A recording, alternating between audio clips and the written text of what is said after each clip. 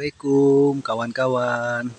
Saya hari ini akan mesepilkan bonsai jeruk kelingkit. Ada berapa batang yang sudah berhasil saya tanam dan tumbuh dan subur. Ini asli dari biji ya, dari bibit, bukan cangkokan. Nah, ini bahannya.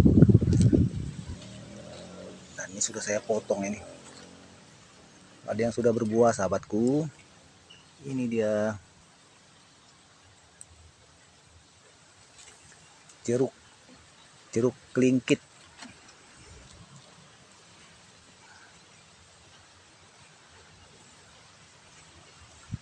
Buahnya biasanya kata orang untuk obat batuk.